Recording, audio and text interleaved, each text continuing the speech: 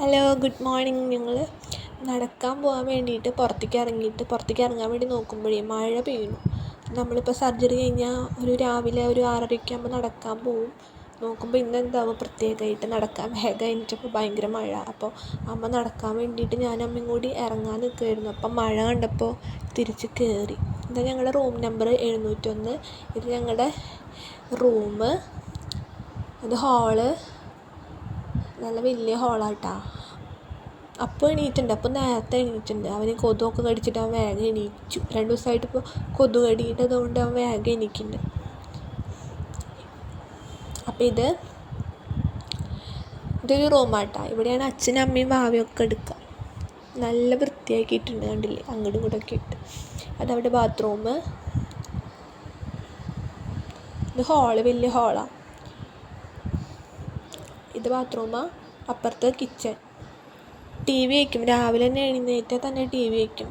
കുറച്ച് നേരം ന്യൂസൊക്കെ കാണും. കുറച്ച് നേരം ഇപ്പം വെച്ചാൽ പഴയ മൂവീസൊക്കെ ഉണ്ടാവും.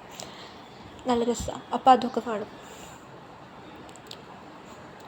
അപ്പോഴേ ഞങ്ങൾക്കിന്ന് ഡോക്ടറെ അടുത്ത് പോകണം, അമ്മേനെ കാണിക്കാൻ വേണ്ടിയിട്ട്. യൂറോളജീനെ കാണിക്കാൻ വേണ്ടി പോകണം ഇക്രയിലേക്ക്. അപ്പം ഞാനും അവളും അമ്മയും കൂടിയിട്ടാണ് പോകണേ. അപ്പോൾ അവൾ ഡ്രസ്സ് അയൺ ചെയ്യുക. അപ്പോൾ അവൾ അയൺ ചെയ്യുമ്പോൾ എൻ്റെ മോൻ പോയിട്ട് നശിപ്പിക്കും. എന്നിട്ട് ഇങ്ങോട്ട് വരും. അതിന് വേറെ പണിയൊന്നുമില്ല. അമ്മ അവിടെ പുറത്തിരിക്കുകയാണേ. മഴ കുറഞ്ഞിട്ട് വേണം നടക്കാനിറങ്ങാൻ.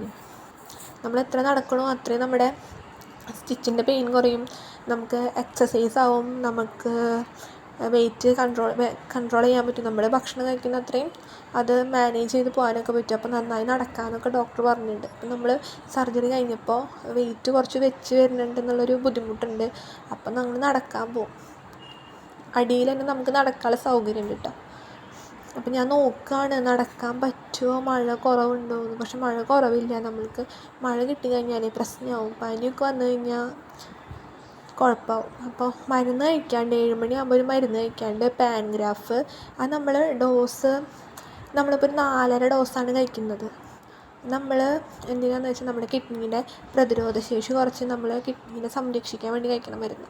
ഇത് മൈക്കോഫിറ്റ് എന്ന് പറഞ്ഞ ടാബ്ലറ്റ്. അതും കിഡ്നിയുടെ പ്രതിരോധശേഷി കൺട്രോൾ ചെയ്തിട്ട് നമ്മൾക്ക് ആയുഷ്കാലം മുഴുവൻ കഴിക്കണം.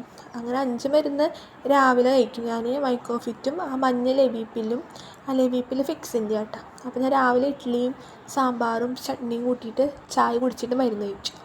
എന്നിട്ട് ഒരു 11 മണിയൊക്കെ ആകുമ്പോൾ കുറച്ച് ഓട്സ്, 2 സ്പൂൺ ഓട്സിൽ കുറച്ച് പാലും വെള്ളവും ചേർത്ത് കുറുക്കിയിട്ട് കഴിക്കും ഇടനേരത്ത്.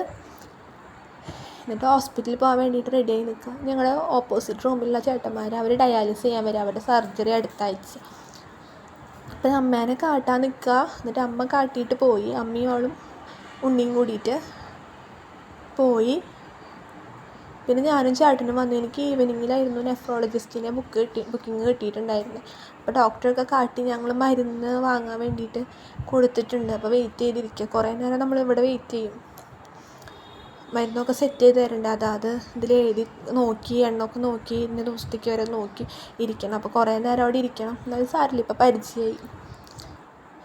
പോയിട്ടിപ്പോൾ കുറച്ചൊക്കെ പരിചയമായി. ക്ഷമ പഠിച്ചു. കാരണം കുറച്ച് നേരം, എത്ര നേരം ഇരിക്കണം എന്നറിയോ, കുറേ നേരമൊക്കെ അവിടെ ഇരിക്കണം. കഴിഞ്ഞു. ഇനി അടുത്ത വ്ളോഗിലാണ്.